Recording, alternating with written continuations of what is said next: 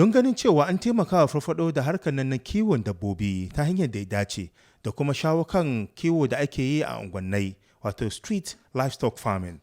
An kaddamar da wata kungiya mai suna National Street Livestock Farmers Association domin ganin cewa an shawo kan waɗannan matsaloli tare da ganin cewa an cimma manufa ɗaya. An kaddamar da wannan kungiyar ne a Afro-Arab a nan Nima. Muhammad Awal shi ne founder na wannan kungiyar, ya nuna dalilin da ya sa suka kafa wannan kungiyar tare da manufar da suke son su cimmawa. Don yau ka duba yawanci kiwon gida da muke a Kranga, youth ne almost 99.9% ciki. Ba wani mugun aiki ko ya dibiya kanshi kamar kiwo yake so ya samu halalin shi. Tamam ka duba bamu da tsari. Kowa na yin shi yanda ya ga dama. Akwai wasu na nan kaga sun saki dabbobin suna yawo suna yi ma mutane banna kuma cikin Accra. Kuma Accra nan kuma AMA na da bylaws sun shi. Amma without union na ba mu ya mu samu from AMA a zuwa educate mu game da bylaws na har mu san revenue da zamu ba government mu ga zo muna neman wani taimako kuma government kuma yimi ikama muna. Yasa da muka shiga shaka ce muna farko dai mu hada kanmu mu samu union ya zama mu samu umbrella guda da muke karkashin shi. Yasa takaice dai wannan na ciki yasa muka form wanga union. Nan nake kira ga yan waye duka lungun Ghana duka lungun duniya in dai matukan kana kiwon shanu saboda Allah kai kokari ka samu kanka cikin National Street Livestock Farmers. Chief Alhaji Sarki Muhsin Samori na ni Okaiman shine babban bako na musamman, ya bayyana cewa wannan kungiyar da aka kafa zai taimaka gaya domin shawo kan matsalolin da ke akwai tare da haɗin kai, domin ya ce wannan kiwo da ake a mu abu ne mai matukar kawo dace wanda hakan zai haifar da ɗa mai ido da kuma ganin cewar an cimma manufa ɗaya. Traditionally kiwon shanu daji ake yi, amma da aka fara kadan karshe gane kama a shanu ma ashe ba lalle shi daji ba, ko cikin unguwa aban an yayi kiwo. To yanzu ga kiwo ya zama business as against the traditionally yayaye mu suna kiwo ne, suna abuwa arzikin cikin kiwo ne, amma zana kiwo amma da shi business. Kuma teaming youth mu da yake government bai employing su, informal sector kiwo ya zo ya taimaka musu. Yau ka duba makiyayen da ke cikin gari unguwa zango suna kiwo ba karamin magana bane, amma abin da nake son kara musu ne mutum duka inda kana wani aiki kana son ka samu ci gaba, ka samu taraki, ka hau she ka san yadda za ka streamline aikinka, such as restoration, ka rasa famunka kuma ka ta keep records, ba restoration kadi ba, ka keep records of the farm.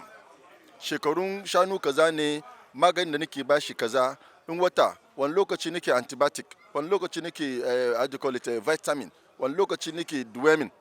Ana keep records domin in government suka zo wurinka za su zo su yi kamar misalin farmers day, wanga duka za a find out a gan irin discipline da efficiency da ke cikin wani aikin da yake na kiwo. So shi ina ba su nasi'a mutum kowa ya je register, don ba ka rasa ba ka saurar kasa ba ka tashi bisa, amma da sai shi la baka taraki ne ka move zuwa wani level da baka expect ba. Domin yau government zai shigo ya tallafa maka, ya duba documentation ka ne, discipline da kai exact, ka gane ko, your records, your accounting, yanda kake san shani ke sayarwa, expenditure and everything, ya duba records kana da discipline. To shi shawaran da zan ba matasa kenan.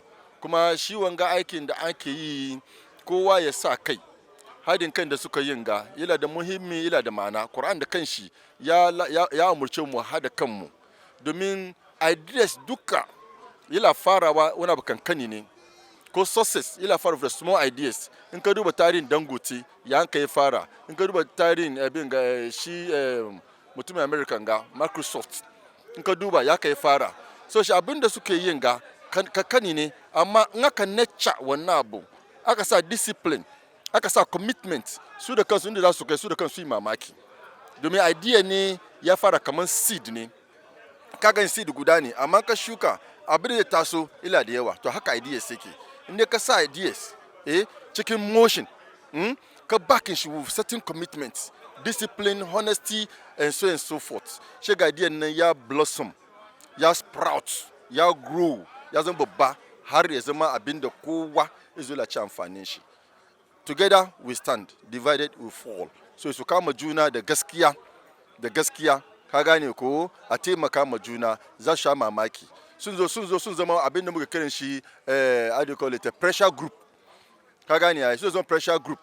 Misalin abin da aka yi da yan wayen mu daga Bubulshi lokacin ba pressure group ba wani association da su siya ground su in ya so ko da ma za an taimaka musu taimako mai muhimmi mai daraja ta taimaka musu. So shi gaskiya hadin kai dai ila ka mutane ko ina don Allah bai ci ma kai wannan abu ka tabi wata su bi amdillah jami'an wala tafarraku. Allah da kanshi ya batun hadin kai sai su hada kansu su taimaka ma juna suna exchange information, ana exchange ideas, ana exchange latest technology, ana exchange batun the latest magani in town.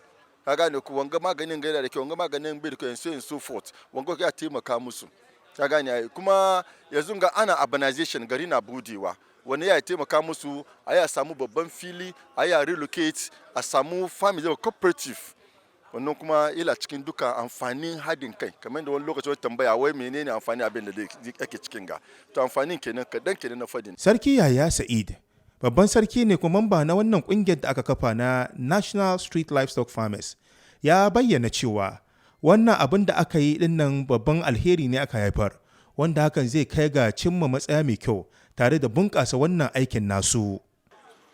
Yana mini lamarin da muka sa kai na batun kiwo ubangijinmu Allah ya amfanar da mu ciki domin kiwo wani abu ne mai muhimmanci mai amfani da mu duka muke benefit kamar saiwa na kanga in ya kai layya shanu biyu nike yanka gida inda ina ban kiwo ban isan jin sai shanu 50 million guda biyu ko 80 million guda biyu zo yanka ba amma domin albarkacin kiwo ina yanka abin da nike so.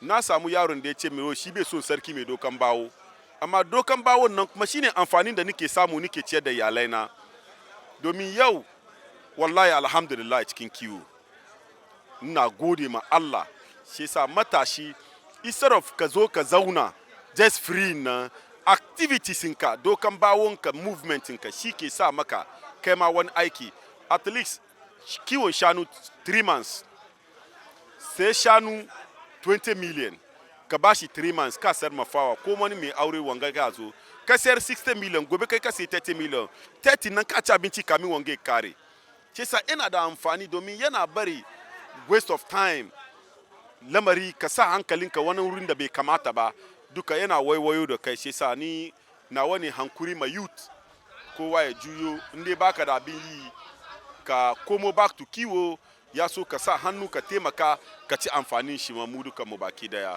Street Livestock Farmers Association ana sa ran wannan kungiyar zai shawo kan dukkanin waɗanda suke cikin wannan aiki domin a zo a haɗu wuri ɗaya a zamo tsintsiya maɗaurin ki ɗaya. Abdallah Shamun Bako.